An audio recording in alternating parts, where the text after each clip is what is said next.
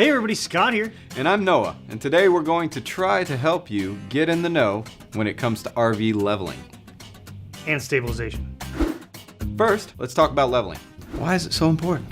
Well, for one thing, What's that one thing? I gotta know. What's the one thing? an RV that's not level makes for some pretty lousy sleeping conditions. It could have you rolling out of bed in the middle of the night, or if your head's lower than the rest of your body, all the blood's gonna rush to your head.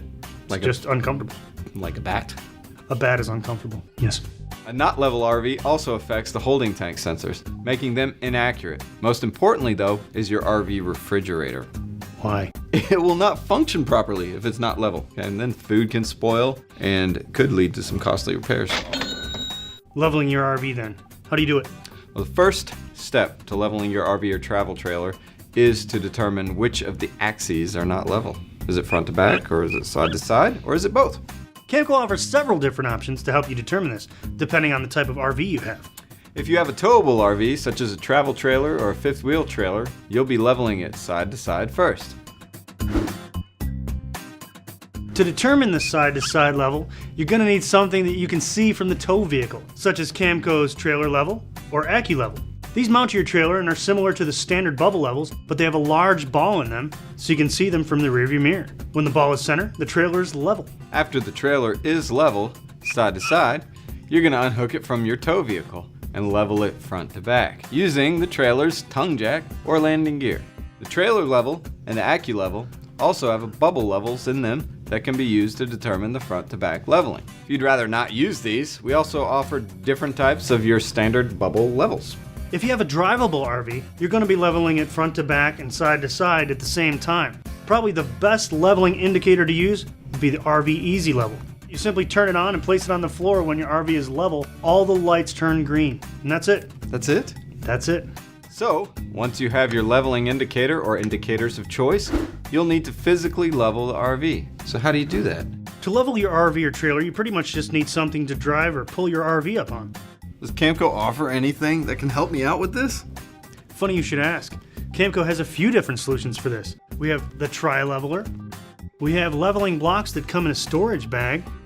We also have the Fasten leveling blocks with a carry handle. Basically, they're like large Legos for RVers. They're interlocking blocks that you stack as high as you want your RV to be. And depending on what size tire or configuration you have, they come in 3 different sizes. We have the 2x2, we have the 4x2, and we have the XL. We have the curved leveler, which is infinitely adjustable up to 4 inches. If you have tandem wheels though, you'll need to have a curved leveler for each axle. After you've got your RV level, don't forget you need to chock it to keep your RV from rolling.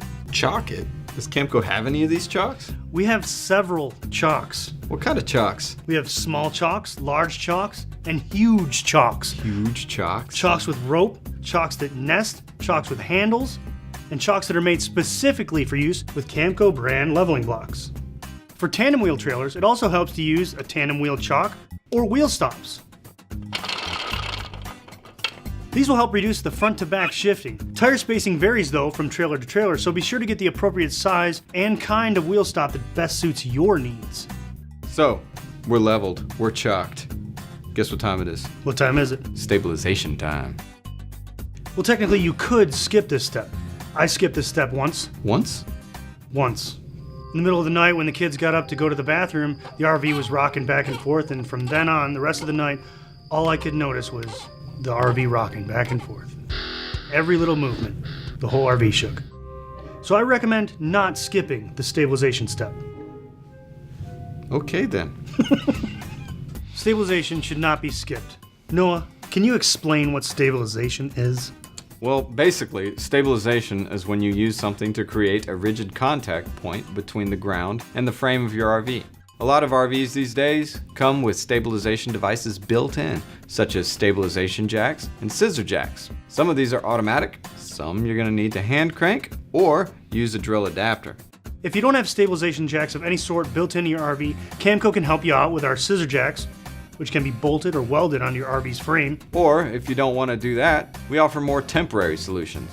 The stack jacks, which are adjustable from 11 to 17 inches, and the telescopic jacks, which adjust from 16 to 30 inches. If you have a fifth wheel trailer, for extra stability, we also recommend using a fifth wheel kingpin stabilizing jack, which adjusts from 39 to 50 inches. or a gooseneck stabilizer jack if you have a gooseneck stabilizer on there. Hey Scott, do you have anything for slide outs? We have slide out supports. They adjust from 19 to 47 inches. Just slide it underneath your slide out support rails, tighten them up, and you're good to go. They come in a single pack or a 2-pack. That's a lot of stuff. Is that it? Almost. What happens if you're not camping on concrete or pavement? If you're trying to use your stabilizers on soft ground such as sand, mud, or grass, sometimes they'll just end up sinking right in. So to prevent that from happening, you're going to have to use some sort of stabilizer pad. Like this? Exactly like that. Well, what are these things made of? They're made out of UV stabilized resin, and they have a convenient carry handle. They're also nestable and come with a strap for storage. Are there different sizes? There are different sizes. There's the regular size, and then there's the large size. The large size can be purchased with an extension handle even. Wow, like this? Exactly like that. Well, you didn't talk about these. What are these? If you have Camco's Fasten leveling blocks, the leveling block caps can sit right on the top. They're used to create a flat surface on your leveling blocks, so they too can be used as stabilizer pads. So, Scott, what if I'm trying to use my stabilizer pads or leveling blocks on loose gravel or tree roots? Those things can damage my blocks and pads, and they're hard for the pads or stabilizers to get a good grip on. Camco offers recycled rubber flex pads for both the stabilizer jack pads as well as the 2x2 and 4x2 Fasten leveling blocks. These are much less likely to slip, and they help to create a more even surface to help prevent your blocks from cracking due to uneven stress. All right, Scott, more problems. Not surprised. What if my stabilizer jacks won't reach the ground because my RV is leveled on a steep hill? Funny you should ask. The stabilizer jack support is just the thing you need. It offers 7 extra inches of height so that your stabilizer jacks can reach. And they nest. What can it also be used for? Tongue jacks. Okay, so leveling, chocking, stabilizing. That was a lot to cover. Sure was. Well, we hope you found this video helpful. If you have any questions or comments, leave them in the comments section below or email us at info@camco.net. Thanks for watching. That was fun. Thanks for tolerating us. Yes. Camco.net. Hey everybody, Scott here. To determine the side to side. To determine the side to side. To determine the side.